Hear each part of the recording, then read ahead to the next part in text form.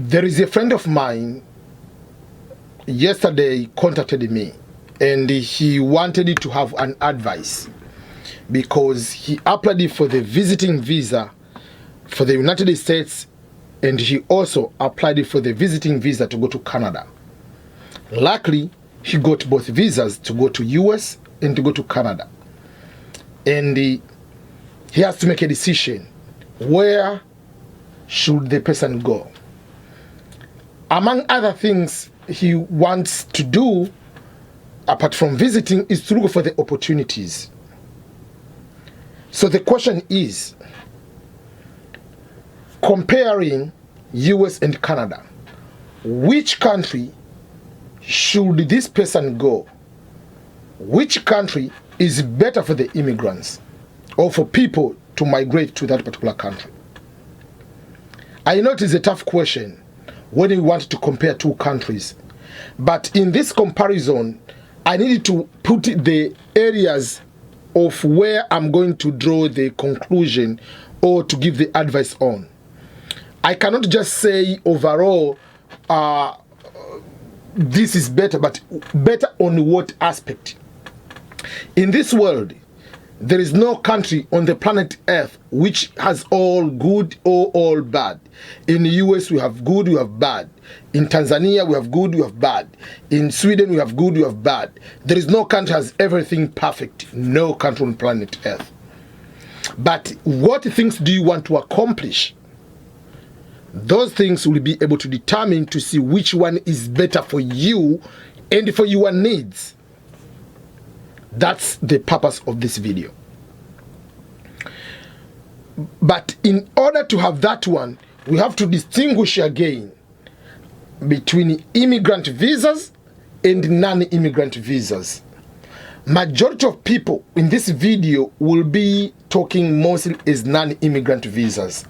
For those who forgot or do not know, non-immigrant visas are the visas where you apply to go to a particular country with expectation of staying there for a specified period of time according to the visa terms you have been given, and to return to your home country after the specified period is over.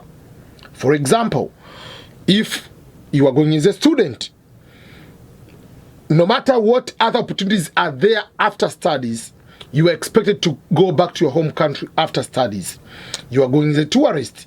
You are going as a visa, going for business. You are going for a conference. There are those kind of things which you need to know about people to be expected to come back. And even with the visa interview, you have to indicate that you'll be going back to your home country. So that is one of the area. Immigrant visa on the other side are the visas which are simply called permanent resident status or cards you are going to be given for that particular country. So for instance, in Canada, if you apply for the express entry, you expect to be given the permanent resident of Canada. So from day one, you are permanent resident of Canada. That is different from if you are going as international student. After being international student, you have to apply for a job to go from being international student to a job or any other pathway, then you become a permanent resident of Canada. That is different from United States if you win the diversity visa program, where once you win, you come to America from day one as a green card holder or permanent resident. Or if you get married to a citizen of United States, you come and get a permanent resident direct. So I'm not talking about those ones. Those I'll come at the end of the video to also talk, if you already have the permanent resident, which is a better country between these two countries. But if I go back a little bit, so let's talk about going to these countries with a non-immigrant visa, with intention, if possible, to stay there to adjust your status to become a permanent resident of that particular country. So if you come as a student to America, or if you go to Canada as an international student, if you come to the United States as a visitor versus going to Canada as a visitor. You go to US or Canada as a scholar. Which of these two countries you'll be likely and easier, it's still difficult, but easier path or easier process to become a permanent resident? Because that one will be able to help you to make a decision which one country you can be able to go, especially for this particular person has two opportunities to come to US and to go to Canada. I don't know if he has managed to go on both. If I were him, I would find a way to go to both countries. But for him at the moment, he wants to come to the United States. So I told you I'm going to talk to him, but some of the points I'm going to talk to him are already in this video. So, the bigger question always you have to ask yourself, is my intention to go to that country possible to look for other opportunity? If the answer is yes, in this particular way, I will give credit to Canada. I will advise on, if this is the only reason we are using, I have other reasons, but if you look on this reason only, Canada gets more points. Why? Canada is the country with what we call the merit-based immigration. Unlike United States, it's very difficult to get permanent residence through merit. In what sense? Majority of the immigration in the United States is solely based on the family-based immigration system. There are very few opportunities like employment-based, but even the employment-based, you must be sponsored by employer. But employment-based, we'll talk about Canada. Then sometimes there are certain education-based immigration. You have to be a doctor or certain masters, and there are so many regulations to apply to through those processes to get those EB green cards based on education category. But in Canada, the larger part of the immigration, yes, there's the family, but the larger part of immigration is based on a merit-based, points-based system. Canada has so many immigration pathways you can use to move from one status to become a permanent resident of Canada. For instance, in work, just by being a professional worker, you have a full-time job, you work for 2 years legally. The third year, you are allowed to process, to apply on your own to get a permanent resident, even without your employer to sponsor you. But in the US, I have to get, first of all, a working visa, H1 visa, to work at least 2 years, employer to like me, employer to agree with me and sponsor me. And almost most of the jobs, when you apply, they tell you there, we are not sponsoring immigrants for the permanent residents. But in Canada, you don't need to wait for the employer to sponsor you. On your own, you can apply. Because I'm already the labor force, I can continue to work and pay tax and build this nation. I wish US could change that one to allow people, even when they have professional H1 visa, on their own to apply and be given permanent residence instead of begging to employer, instead of waiting until the employer wants you to get that card, employer to have an age on your entire life in America. But the point should be, this person is a professional worker already, has been entrusted by this company, worked for 2 years, so let's give him or her opportunity. Even if wants to quit this job to go to another one, this person will continue to be a taxpayer on our greatest nation. So I wish US could change it to that one. If you go as a student, in Canada has more opportunities. If you go as a student in Canada, as a student, just like in US, you're allowed to work 20 hours per week. Because you have to do part-time work and you study full-time. But if you are married, you have a spouse, which we call dependent, in the United States, spouse or your dependent, if you bring your dependent, you bring your children, you bring your spouse, are not allowed to work here in the United States if you are the one is international student. But in Canada, spouse of the international student is allowed to work full time. So for that particular case, if you go to Canada, you have a spouse, you are from the same country, will be allowed to work full time. So you can go there and be able to survive. And while you are doing maybe PhD or masters for 2 years, your spouse is working full-time for those 2 years. And then you, after that, your spouse can before you can be able to apply and get a permanent resident of Canada, even before you, which can be able to help your family. So that is something you need to know. Then, as a student, when you finish studying, you are given work permit.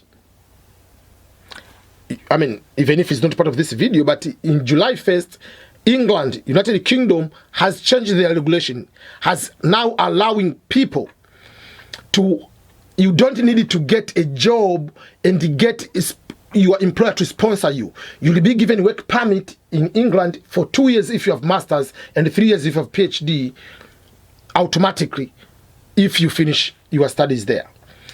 In the US, unfortunately, what we call optional practical training, OPT, is 1 year.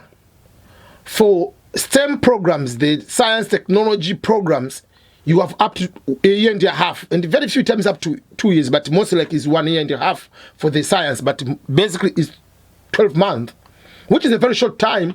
Within 12 months to get a good job in your field and work there, it's very tough. And within that short time, you have been working maybe for 6 months, your employer cannot just sponsor you to get H1 visa. Unlike US, Canada on the other hand, if you finish your studies, let's say you did a PhD for 4 years, you are going to given work permit of 4 years. So the work permit is equal to the number of years of your studies. You see how great it is? So that helps you. If you go to do masters for 2 years, you'll be working part-time, and then you go to finish, you go to the post-work studies, whatever permit, post-studies work permit, it's going to be 2 years. If you do for 3 years, a 3 years program, you have 3 years of work permit. Then, because you worked for that particular time, you'll be eligible to apply for permanent resident of Canada. Also, there are other pathways as an international student to become a permanent resident of Canada. So all those ways, it is easy in that way. Because this person might come to US as a visitor, to come to visit. But let's say you decided to go to school. You change your visa from international student, from international visitor visa to international student. You'll start, you finish, you have 1 year for work studies, post-work studies, which is OPT, optional practical training. But are you easier from that moment to become permanent resident? So even if it's a visiting visa, look at the potential. What are the potentials for me to become a permanent resident? If you are expecting one opportunity brings to another, everything you have to do, it must be legal. But in Canada, you can go as a visitor and also change that visiting visa to become an international student, because you're already in the country, you're allowed to do that. And as international student, sky is your limit. That is another opportunity. Why should you go to Canada than coming to the United States? Then, international visitor visa, or any visa as a visitor, you are not allowed to work, whether in the US or in Canada. You are not allowed to work. Due to pandemic, we have seen in the United States, the month of September, I made a video. 4.4 million people quit their job. This October, past October, also more people, millions of quit their job. So within the period of 2 months, 6 to 7 million people quit their job. Also in Canada, people are quitting their jobs. Some people, they take the time to evaluate, well, maybe it's time for me to retire. Some people, they decide to quit their job to start their own business or work from home on their own small company.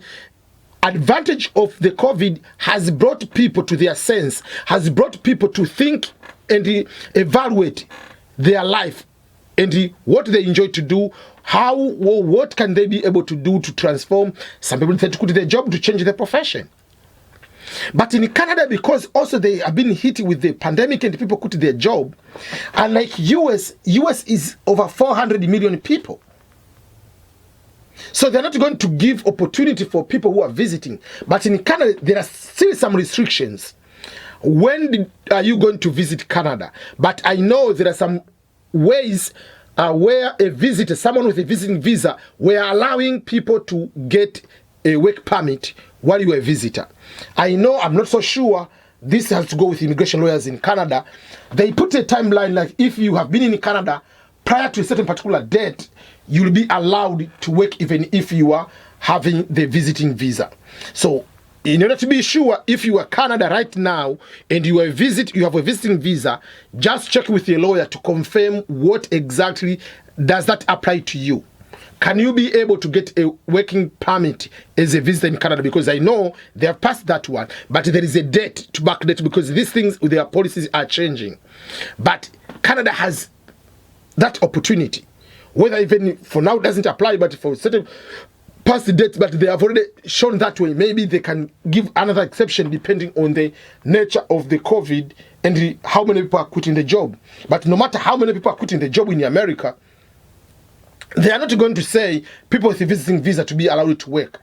The least they can do, they will say international students to work full time. That they will allow that, but not a visitor. So you see, in Canada, you will have more opportunities to adjust to go to become a permanent resident. The other things are easy.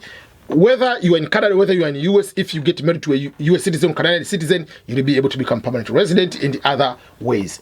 So that I was just focusing on mainly which country is easier to go or just easier to adjust and to become to the United States. So this is the point where people say, don't come to US, go to Canada. Because if you go to Canada, you'll be able to do adjustment quicker and you have more pathways which are merit-based, points-based system to become a permanent resident of Canada. But in the US has fewer opportunities, fewer pathways to allow someone to become a permanent resident. Apart from marriage, apart from lottery, apart from work, and that work is very, very limited. There is a specific number, but also apart from having a specific number, until your employer likes you, until you go to beg so much your employer, there are so many fewer opportunities for you to adjust to become a permanent resident in the United States. But if now you are already a permanent resident between the US and Canada, this is the point where US has more opportunities as a permanent resident. If you are looking for jobs, they have so many jobs.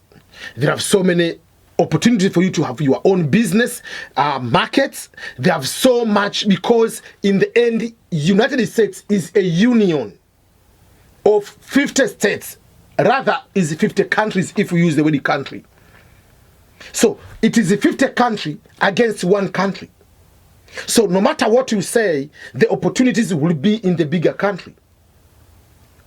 When I came to the United States, I started with the very smallest state, very poor state, West Virginia. I stayed there for 1 year. I got a scholarship. I went to California. Stayed there for 6-7 years. Then I moved to Kansas, Missouri area. I've been here since then. And if I don't like here, I can go to find another job or start a business to another country. Which another state I want to use that way. But if you are in one country of Canada,